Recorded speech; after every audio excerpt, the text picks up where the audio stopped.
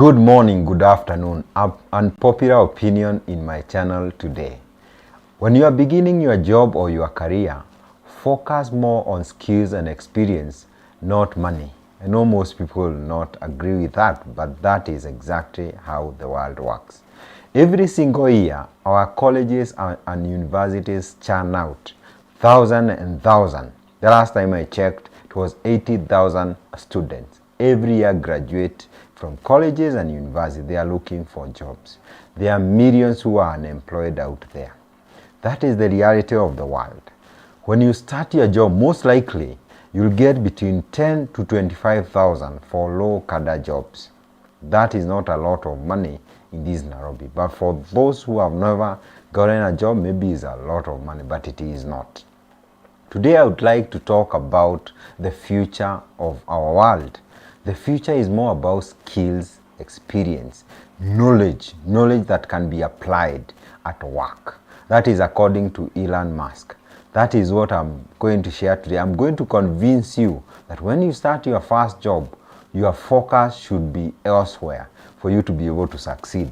I know most of you, when you start your job, you're looking at the millions, if not billions. You're looking at the big jobs. You want to be president in 2 months. It is not possible.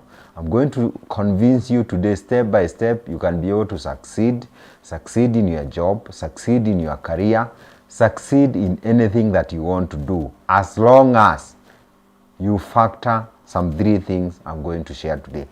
Welcome back to my channel. We talk about life, we talk about business. I share my experiences. I've been employed, I've done small jobs, I've done big jobs, I've been in business, I've been an employer.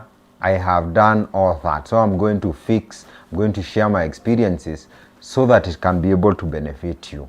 There's a story about Janet Bogwa, for example. I think this is a well-known figure in our media circles. She started with a job where she was paid 10,000 shillings. She's a successful media personality and she has a foundation. That is just one of the many examples. When I left college in the year 2008, one of the things that came in handy as I tarmacked is the fact that I had some IT skills I could apply before getting employed. I was basically doing what most people are doing today, freelancing.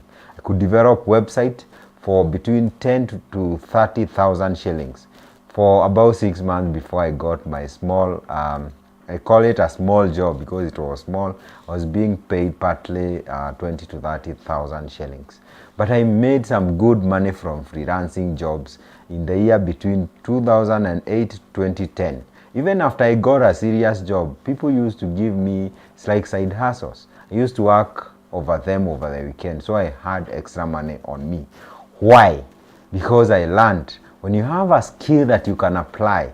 There are people who do photography over the weekend events and they make money out of it.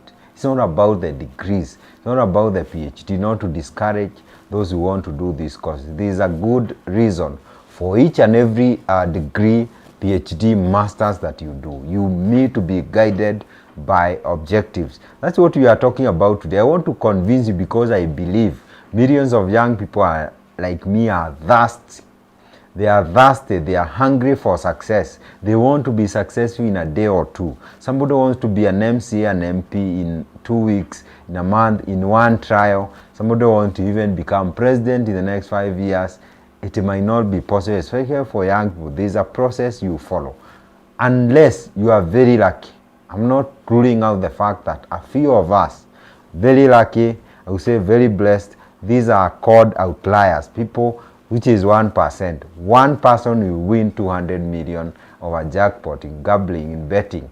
And that cannot be used as an example for millions of young people out there who are hustling. If 1% is successful using certain methods, 99% may not be successful using similar methods. That's what I'm talking about today. So I want to convince you there are things you can do. I'm going to share 3 things that are very important to young people today.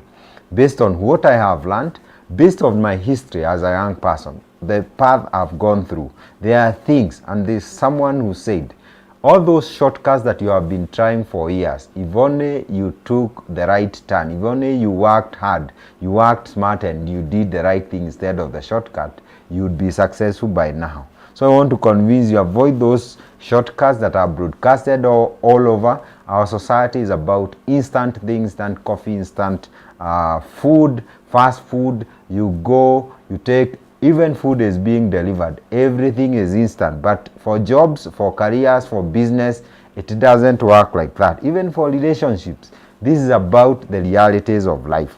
So number one thing that you must work on is your work ethic. Work ethic is so important. I've been an employer myself, attended all the interviews, almost all of them in Username Investment Limited. And we employ people, and then we figure out and we check, we review how well they perform after the interviews. And I will tell you for a fact, most of the people who succeed, it's not of the big degrees that they had. Personally, I passed my exams, but that is not everything. That gets you to a certain level. It opens your doors, but it doesn't mean it will help you perform. It is what you do after you get that job that helps you perform. So work ethic is one of the things, and even self-drive, which we look clearly into when you're employing people. Even when you look at our job vacancy adverts, you'll find that we ask people, we look for people who are driven, people who are committed, because we understand if you don't have work ethic, even if you had a first class honors, it will not be able to help you. So you have to develop that skill. It is about your attitude. It's about developing soft skills, communication, even report writing. How well do you follow up? Follow up is so important. If you don't follow up in most jobs, nothing gets done. It's about teamwork. It's about discipline. How well do you complete the jobs that you are given, and how best do you do them? Do you know you don't need to be extremely skilled at the beginning? You just need to have the right attitude so that you train, you learn from other people, you learn from the in a very short time, you can be able to be way ahead of so many other people. So it's about all those things. Develop your work ethic early enough. Even when you are at school, those assignments, those handouts, everything that you are given, you can use it to develop work ethic. Even in terms of the other things that people, extracurricular activities, the club that people join in school, they help you develop your capability to interact with people to get things done. Very, very important. Number two, and this is so common in our society today, is about avoiding entitlement. Entitlement is that behavior of assuming the privilege that you are given are rights. There are so many activists in the political scene, human rights activists. They push the rights of the downtrodden, which they do a good job. But there are people who take privileges that they are given. Maybe you have been given a job by your parent, by your uncles, by an employer. You take it like it is your right. That's not how the world works. You have to earn your respect. You have to earn your income. You have to earn it. You have to move forward and do the right things. You have to take 100% responsibility for your life. You are the CEO of your life. Every day when you wake up, you determine what you are going to do for that day. Are you going to be progressive? Are you going to be successful? Are you going to tick up the list that you have? For those who write it, and they are very important. If you write it in your spirit, in your mind, it is still okay. Very, very important. Are you going to get through the day with the right attitude? Those are your own decisions. You take responsibility. You don't blame people when things go wrong. It is your own responsibility for your own success. You don't blame your parents, blame your teachers, blame politicians is something that we do so commonly. You blame every kind of a person, but you never take responsibility for the actions, for your behaviors. Do you wake up early? Do you have discipline? Do you exercise for those who need to exercise? Do you follow a routine, a schedule that can get you success? Do you even implement things that you are taught, things you learn in church, things you learn in school, things you know to be true? Do you do them? You take 100% responsibility for your life. You also need to plan your life. You also need to search why you're in this world that is searching your purpose. Why do you do the things that you do? Those are the questions. The question you have to ask yourself. That is about taking responsibility for your life.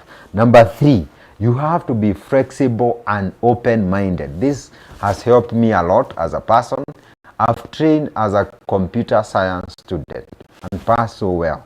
I've done jobs in computer science website. I've been a telecommunication engineer in Safaricom for 5 years. I learned many things. I'm experienced. But right now, out of interest, out of questioning the way I do things, I realized I have more interest in business. I can do more impact. I see the future more clearly on things that I can be able to do. That's why I ventured into real estate. And here we are doing many things out of interest. I've learned many things on a personal level that I can be able to achieve. That is out of flexibility, that of being open-minded. What am I saying? You did you did computer science, architecture, you did arts, anything that you did in college. But when you come down here in the work environment, in the job market, some of those jobs are not there. You have to be flexible enough and learn in the job. Most of the bankers, for example, are from all fields. Auditors, for example, they are from all fields. You have to be willing to be flexible. You get a job, you learn as you go along. If you need to take short courses, because I encourage this a lot, you need to develop your skills. People have to learn short courses, and there are so many in YouTube. There are master classes that are being done in Zoom. But I have done so many.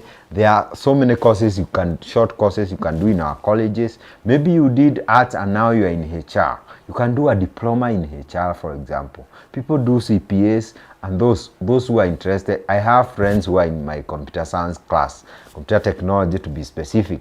Now they are serious finance managers because they did CPAs. That is out of interest. So if you find you're in a job where you did not train in college, you can do short courses. They are not expensive. You can work towards them. Develop your skills because they are extremely important. People also need to learn about life skills. This is the last thing I have to say. Very, very important. And that's why you find some people are successful, whether they got a first class, a distinction or not. Why? Because they have learned to develop and grow their life skills. Which are these? You have to learn about financial literacy. Very basic.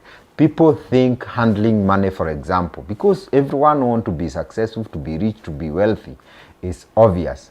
They think it is common sense, but it is not. Actually, it is the opposite. You have to be intentional. You have to go out there and learn. There are so many small colleges that are doing this in Zoom.